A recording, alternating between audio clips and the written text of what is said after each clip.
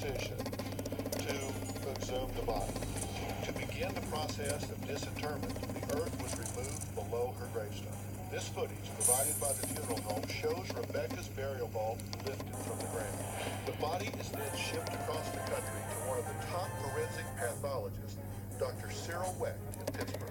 We picked Dr. Cyril Wecht because of his history in well-known cases such as John F. Kennedy, Anna Nicole Smith. Once the body arrives, the task of conducting the autopsy. Scattered superficial abrasions on her back. I lean very strongly toward it being a homicide, something involving foul play, and I lean very strongly against it being a suicide. Do you see, in your opinion, a basis for reopening this investigation and moving forward with all due effort to try to determine what's happened? Yes, Dr. Phil, very much so. Well, since the show, Rebecca's family has been fighting to get her case reopened. Now, in a shocking twist, Max's mother, Dina, has come forward to say, yes, it was murder. But she's not talking about Rebecca's death. Take a look. A new investigation says the son of a Scottsdale pharmaceutical tycoon found in his Coronado, California mansion did not die by accident. Dina Shacknai wants this case reopened, and she wants it relabeled as a homicide. Max died on July 16, 2011, and he was just 6 years old. It was ruled an accident last September. Things didn't add up. I believe there was more to it. None. Jonah and I shared equal parenting time, and Rebecca did live with Jonah. I always had trust issues with Rebecca, particularly after we met and she neglected to share very important information with me, such as her legal name. She left out she was married, and the fact that she had a shoplifting arrest. I began to think that Rebecca had issues with impulse control. Jonah and I had an agreement. One was that Rebecca would not take Max across state lines by herself. Number two, that she would not attend his school events. And number three, she would not be alone with Max and one of her family members. And unfortunately, the day that Max had the incident, she was with her 13-year-old sister, Zena. The day of the accident was surreal. When I woke up, I had these texts and these phone calls, and the phone rang, and it was Jonah saying Max had an accident. When I arrived at the hospital, I saw him, I was shocked. He was in a diaper, and he had tubes coming out of every place possible in his body. They had drilled a hole in his skull to release the fluids from the swelling in his brain. I was completely unprepared to see that. Each night I was with Max, I brought in his favorite Dr. Seuss books, poems. On July the 13th, Jonah came to the hospital. He said Rebecca committed suicide. The body was found, naked, bound, and hanging.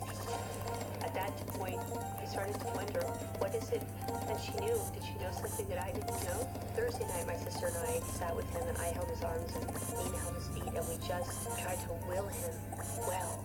And then the Friday morning, July 16th, is he knew it, but I never imagined Max would die. I never imagined he would walk out of that hospital, and I never imagined he would start first grade. I had serious questions about whether Max's death was accidental. The findings they presented never made sense to me.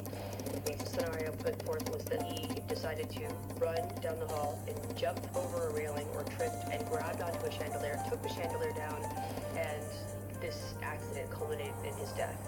And that was preposterous. Max's center of gravity was too low. He wouldn't have been able to go over that balcony. It defies the laws of physics. 911 emergency, what are you reporting? Hello, my sister is trying to investigate. Listening to the 911 tapes was very painful. I couldn't help but think, why did she make that 911 call? I decided to pursue a different route to find the truth wherever that would lead. The findings presented to me from these experts after 9 months of methodical work was the worst outcome I could have imagined. That there was an assault scenario and it was a homicide, which means death at the hands of another, which means the last face he saw was the person who assaulted him. Based on evidence, Rebecca had direct involvement in Max's death. You believe that your son's death was not an accident. And you never trusted Rebecca with Max. You had restrictions that you wanted adhered to. There were things you didn't trust her. Well, let me preface that by saying, when I first met her, she didn't provide a name that she'd ever used in this country. And as a mother, if you were to have your child child go to a daycare or a school or a teacher or anyone who's around children, you would be able to have background checks and just get a name. When I didn't get that, I felt a little, as any mother would, a little nervous. And so I asked Jonah, and he agreed that he had these 3 conditions. The 3 conditions were that she not go across state lines or to the airport, that she not go to school events, and that she not be alone with Max and one of her family members. It was a temporary safety mechanism until she and I could get back together and talk. So you were concerned that she didn't give you the real name, Right. and so you started doing some checking. You said you couldn't find her until you did your 30th Google search. It was every single possible, not just Google, every background check imaginable that you can do. I tried, and I could not find anything. You did find that she had been arrested for shoplifting. And how did you bridge that she didn't give you the real name and that she had a shoplifting arrest? How does that relate to being violent with your son? Well, I'm not. This is I guess I don't want to make that big leap. It was based on some of the things that she told the first responders. She couldn't remember whether she turned him over or not when she I guess found him. There was just a lot of inconsistencies in stories. Making common sense to me. Right, and I never had the chance to talk with her. I never had a chance to say, please tell me what happened. Up next, the forensic pathologist who, after 9 months of investigation, suggests, as Dina is saying here, that Max's death was not an accident. In her expert opinion, she says someone may have helped him go over that railing. We're going to talk to her and ask why she concludes that when we come back.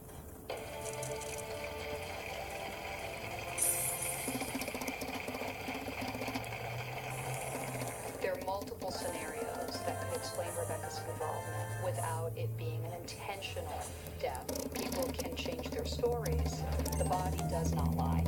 Rebecca's story doesn't add up because of the inconsistencies. On an all-new Dr. Phil. How well did you know this babysitter? I've never met her. You turned your kids over to a woman you never met? In the news, one was charged with child endangerment. You're questioning if I leave my kids so I can go drink. Your daughter told the police that you do, so don't act like I'm crazy just pulling this out of the air. The other, Nadia Suleiman, at home and in chaos. I am a good mother. Our crew said this house was a wreck.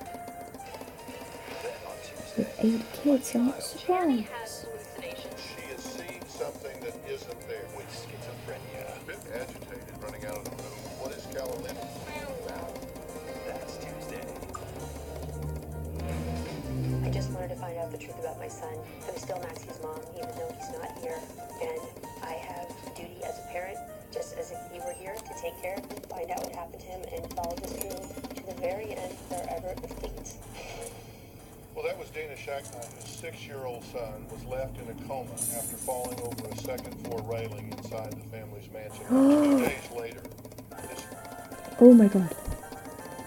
Shiny Onix. Oh.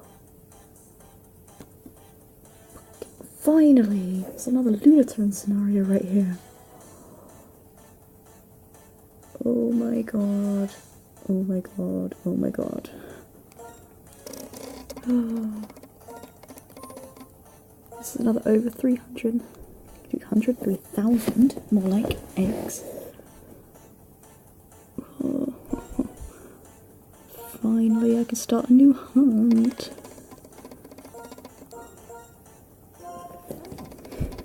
That's a feminine name for a male Onix, but oh my god.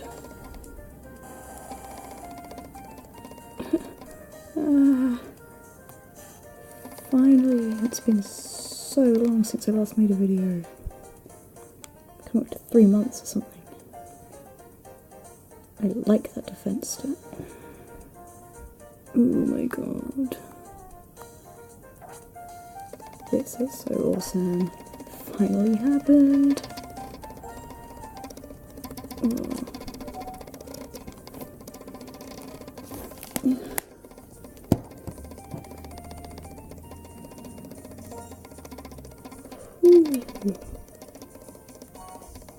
Again, I didn't think this would ever come because it just took so damn long. So pretty. Oh my god.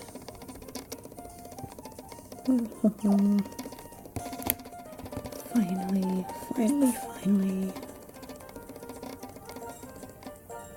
Switch with Magby now. Prepare you for a battle somewhere.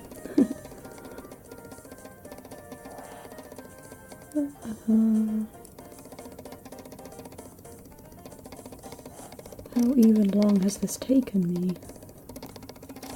This is my first shiny in my new flat. Good times. Ooh. Give me my flyer right now. That looks so good. Boom, boom. Let's go and see the ivy.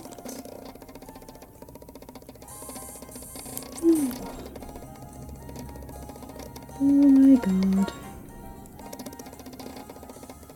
These are up in the buster. It's come here for a long time. It's the second in my snake hunt. I still have 4 snakes to hunt, I think. Hopefully they'll be a lot quicker than this one. Oh, here's the next Onix egg. Probably won't be shiny.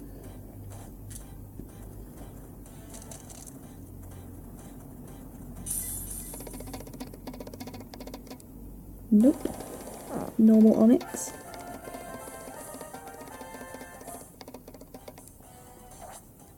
Like I've been saying for the past 2 goddamn months. Oh my god.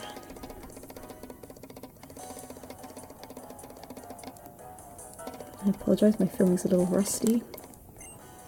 No idea what I should be saying at the moment. Oh, it's only decent again. HP. Come on. Oh my god. Go and shoot amethyst in a battle then. And go here.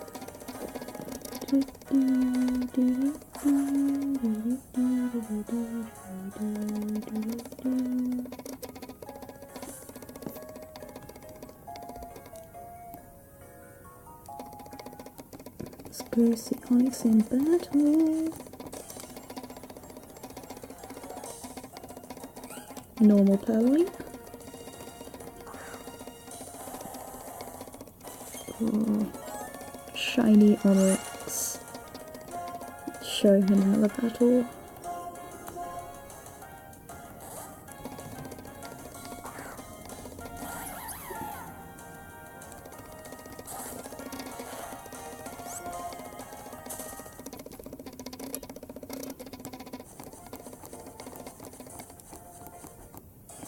Oh, it just turned 10 o'clock. Normal portrait. Shiny Onix. Finally. Oh my god. This has been Manamon 3 Master. Good luck on all your hunts. Hopefully they won't take as long as this one did. And I'll see you in the next video. Manamon 3 Master.